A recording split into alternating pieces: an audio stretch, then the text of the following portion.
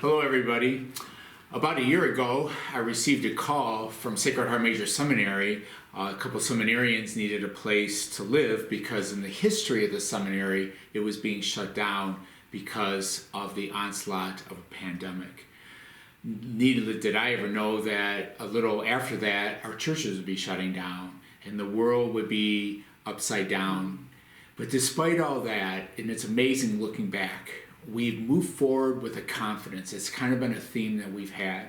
And we've moved forward with confidence. The church opened back up on Memorial Weekend in May, and we've been moving forward ever since. There's been difficulties, there's been struggles, there's been fear and apprehension, but despite that, we have stayed focused on Jesus, and He is just getting us through this, and we are getting towards, hopefully, the end of this. And praying the Memorare every day at Mass, asking our Blessed Mother, the healer from Lourdes, to just come and heal all of us of all the different aspects of our lives. With all that has happened, we have good news because the Archbishop has lifted the dispensation. So what does that mean? Well, it means that we should be back in church. We want to be back in church. We have to have the most potent aspect received into our heart, and that's the Eucharist. I know we've been live streaming. We've done a lot of that throughout the pandemic. And if you're able to go out, we go shopping now, we might be going to restaurants again, thanks be to God. We might be socializing. If we're doing all those outside activities, we need to be coming to this most important activity because it's our faith. And we don't always understand how powerful the Eucharist is to transform our lives, to take away the anxiety, to take away the depression, the fears, because Jesus is there and he's empowering us. And so that's why the church uses that word obligation, because sometimes we as humans are fickle. We don't always know what's best for us.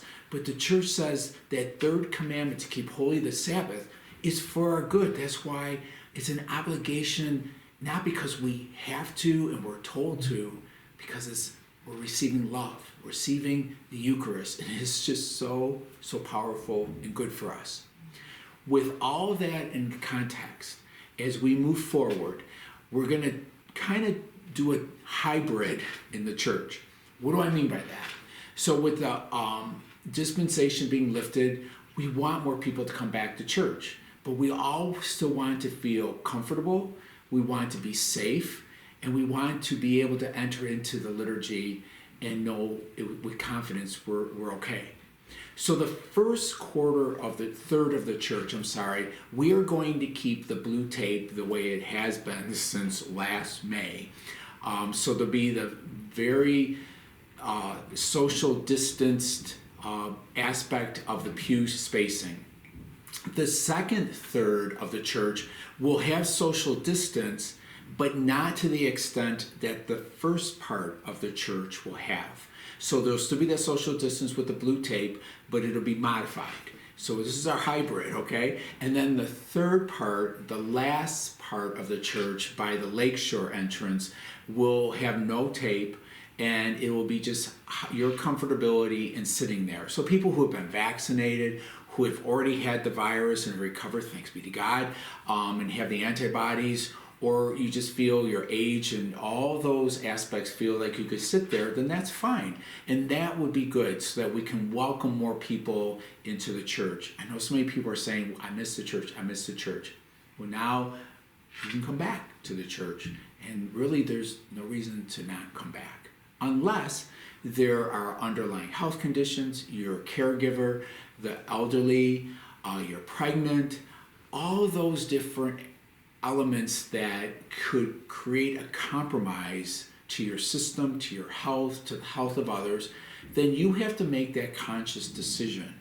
But if you do, please make sure that you continue to live stream, do a spiritual communion, and then maybe come during the week if you can't come on the weekend because of your position. And if you can't, then again, there'll be a time when everything will be okay. I hope that this is very helpful for you, And as we've been going through this pandemic, we did the consecration to Mary last fall, which was beautiful, and it really helped many, many people here. And the spiritual benefits go beyond even what I can understand. This Lent, as we're in, has been a challenging Lent, as we always know it is. We're doing the consecration to St. Joseph, and on March 19th, we will do the actual consecratory prayer after the 6:30 and the 8:15 a.m. Mass. So please come back. Some of you I never really got a chance to know because the pandemic shut down in my first year here, and I so desire to meet you. And just as your final reminder, as always, yes, we will still be wearing the masks. We all will get through this. We've been doing it for so long. We can do it the next months until we don't have to wear masks anymore. But that's our surety, and it creates comfort. Everybody has a different opinion, and that's okay. But I'm just asking you to wear the mask the way we're asked, over the nose and the mouth, and we'll move forward in confidence, and one day this will all be a memory. But what we will have is a deepening of our faith. God bless, and see you soon.